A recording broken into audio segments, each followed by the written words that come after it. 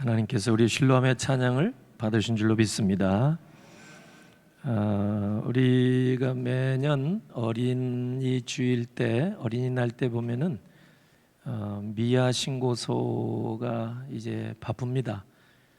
한 해 동안에 그 어린아이들을 잃어버릴 때가 그때가 제일 많다고 합니다. 근데 매년 거의 2만 명 이상의 미아들이 발생해서 신고가 접수되는데 그 가운데에서 부모를 찾지 못하고 정말 미아로 남는 아동의 수가 한 3,500명 정도. 20, 30년 전이나 지금이나 거의 매년 거의 비슷한 그런 미아가 발생합니다. 왜 그런가 보면은 이제 막 걷기를 시작한 아이들 아장아장 걸을 때 이때 이제 그냥 앞만 보고 그냥 가는 거예요. 엄마 아빠가 어디 있는지 생각하지 아니하고 그냥 이제 걷는 게 이제 재미 들려 가지고 가다 보니까 길 잃고 부모가 잠깐 못 보는 사이에 미아가 발생하더라는 얘기입니다. 영적으로 보면은 교회 다니면서 이제 조금 교회 생활을 알만할 때, 이제 하나님의 말씀을 이제 듣기 시작할 때, 이제 자립해서 신앙생활 막 시작할 때, 그러니까 신앙생활 초보 첫 걸음을 막 뗄 때 이런 길을 영적인 길을 잃어버릴 가능성이 큽니다. 누가 와서 이 얘기하면 그 넘어가서 이단에 빠지기도 합니다. 그리고 또 이제 다른 생각하게 될 때 길을 놓치게 될 가능성이 많습니다. 오늘 여기 25절 상반절 보면 너희가 전에는 양과 같이 길을 잃었더니, 사실 우리가 예전에 예수 그리스도를 만나기 전에는 다 길 잃은 자들이었습니다. 왜? 다른 생각하다가 하나님 생각하지 않았잖아요. 다른 사람 쫓아가다가 우리가 내 소견에 오른 대로 이렇게 살다가 보니까 영적인 방황을 했더라는 얘기입니다. 그래서 오늘 우리 주변에도 보면은 정말 아버지 집을 나간 사람들이 얼마나 많은지 모릅니다. 우리 교회 안에서도 코로나 이후에 상당히 많습니다. 아버지 집을 떠나서 여러분 어디로 가겠습니까?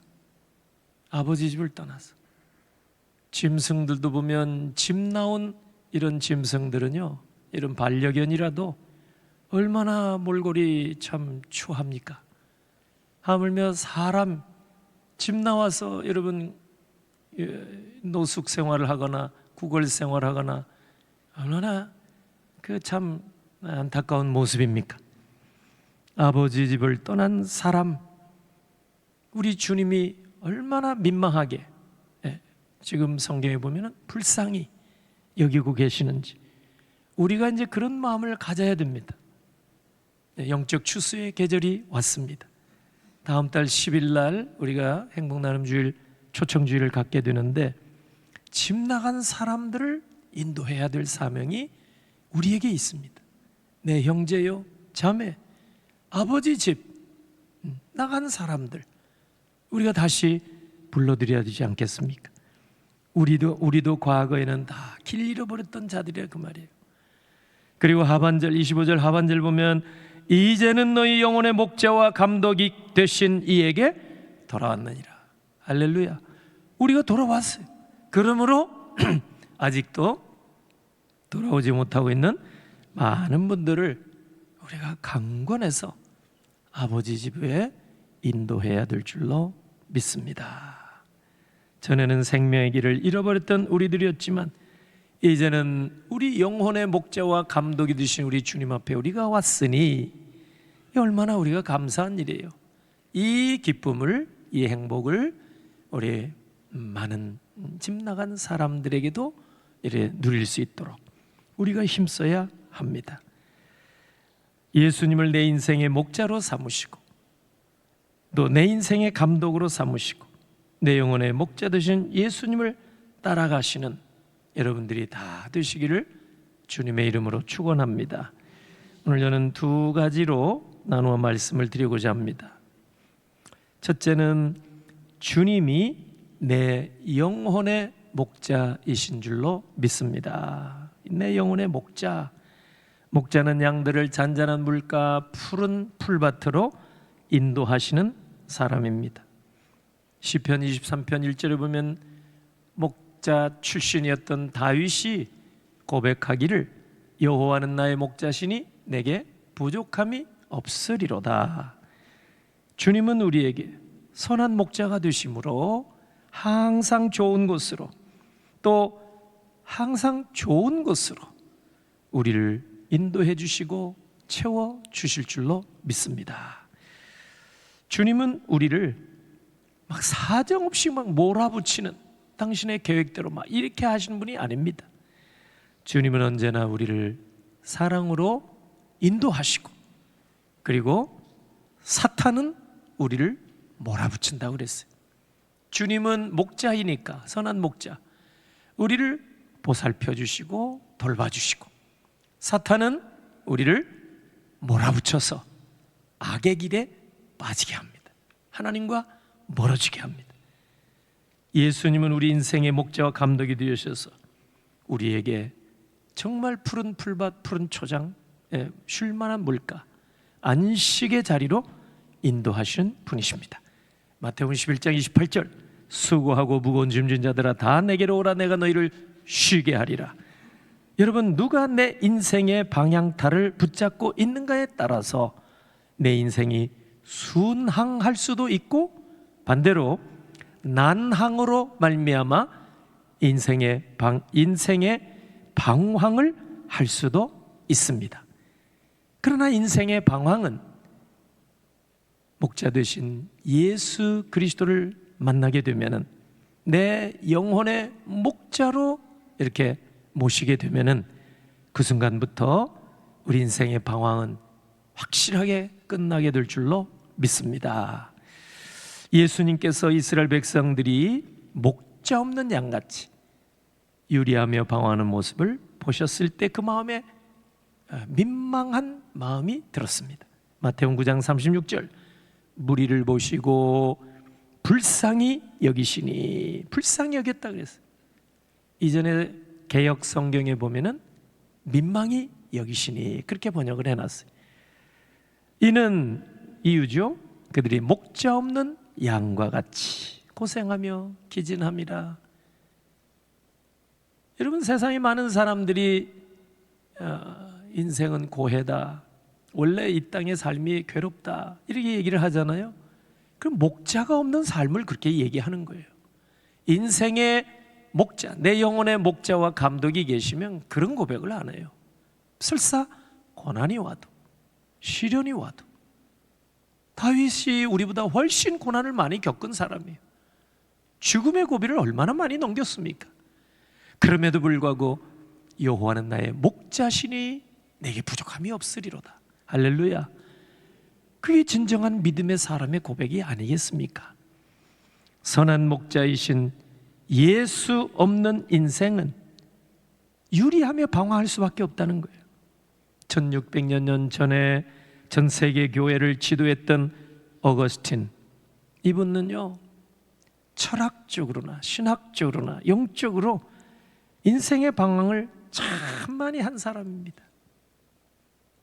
엄청난 세월을 허비하고 그러나 선한 목자 되신 예수님을 만나서 그때부터 비로소 진정한 평안과 안식을 누리게 되었습니다. 이 고백록에서 그렇게 말합니다.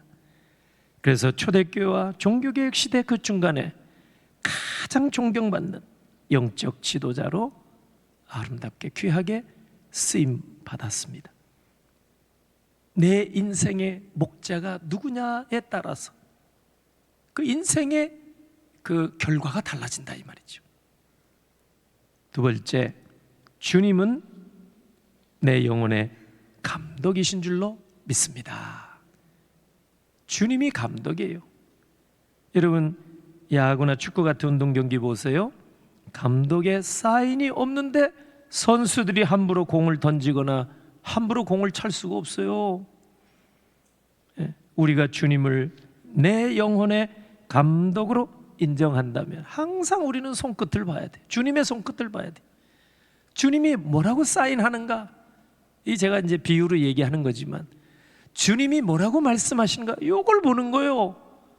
운동선수가 감독의 지시 없이 어떻게 마음대로 합니까? 오늘 사도 베드로는 예수 그리스도가 첫째로 내 영혼의 목자요, 둘째로 내 영혼의 감독이라. 그러면 항상 감독의 지시를 따르겠다는 거 아닙니까? 오늘 이 자리에 오신 여러분 모두도 베드로와 같이 고백하시길 주의 이름으로 축원합니다.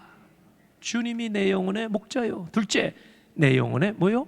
감독이십니다. 이 고백하면은 인생의 방황이 없다 이 말이에요. 아니, 세상은 원래 험한 거야. 이리저리 굴러 사는 거야. 여러분 그렇게 생각하면 안 됩니다. 그건 불신자들의 생각이에요. 우리는 내 인생의 목자가 분명히 계시고 내 인생에 책임져 주시는 감독이 계시는데 여러분 그렇게 고백을 해야 되지 않겠습니까? 주님은 내 영혼의 목자이자 감독. 우리는 항상 감독의 사인을 주시해야 돼요. 감독이란 말을 헬라어 원문 보면은요,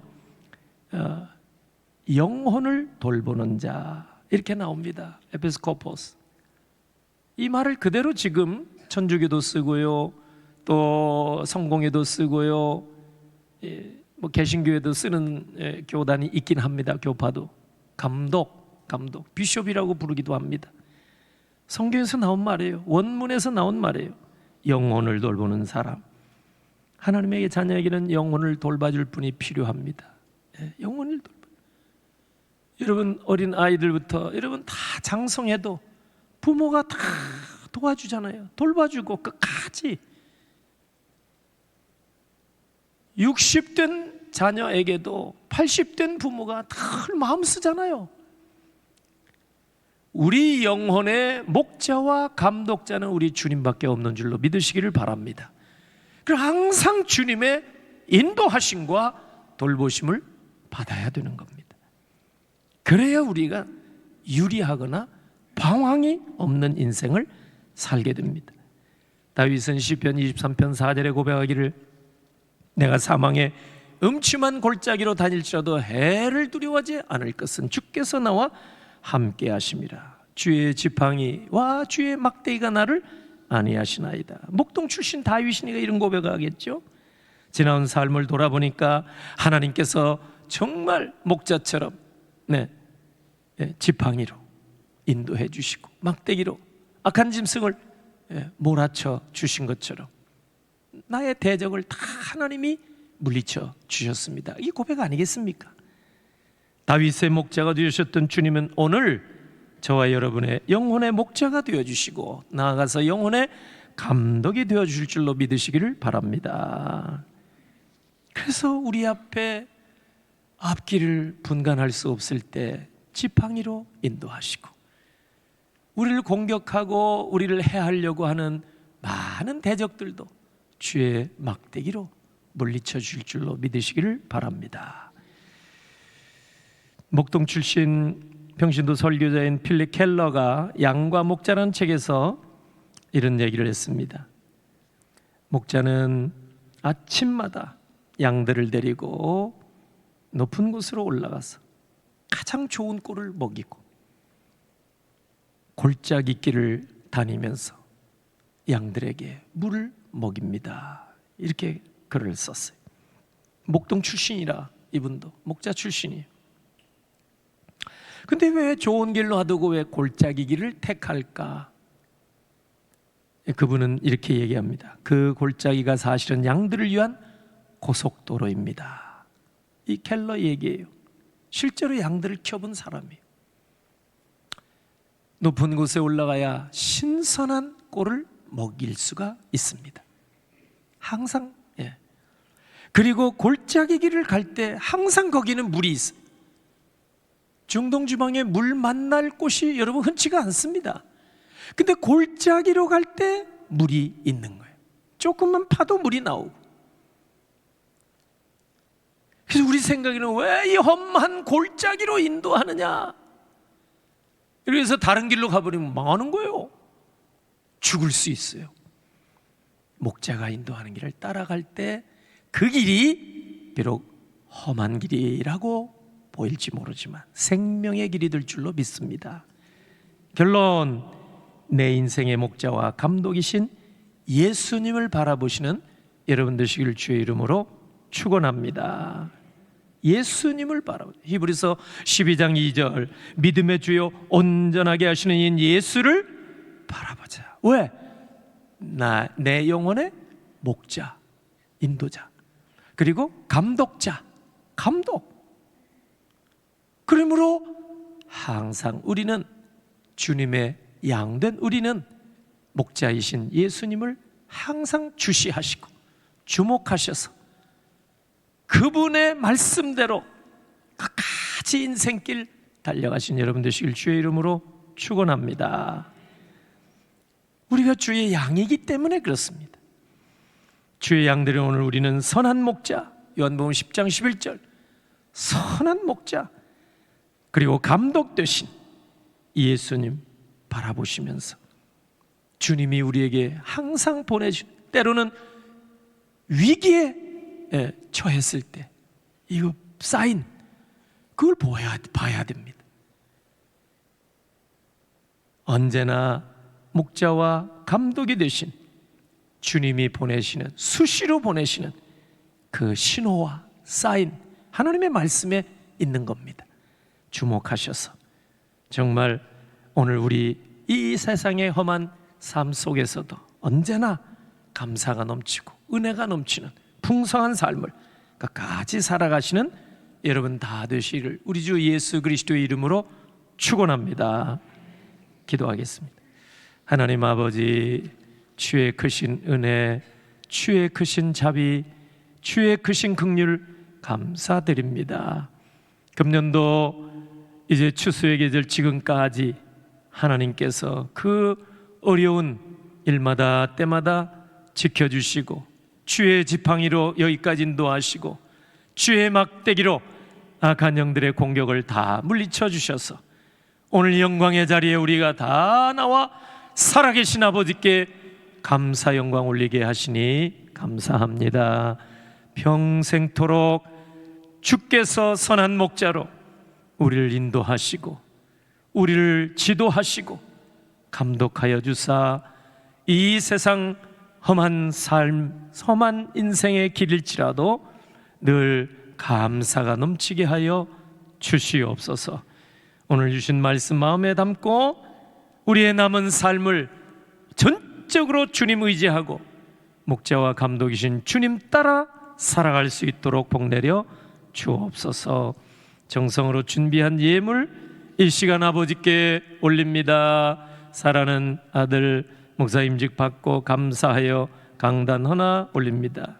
귀한 손길에 은혜와 복을 더하시고 또 하나님 앞에 또 구별되이 11조 감사 선교 주정 예물 올릴 때 손길들을 다 받으시고 예비하신 풍성한 은혜로 채워 주시옵소서. 아버지 하나님, 오늘 또 여러 곳에서 섬기며 봉사하며 충성한 모든 심령들을 하늘의 은혜와 복과 위로로 허락하여 주시옵소서. 축복하옵고 예수님의 이름으로 기도하옵나이다. 아멘.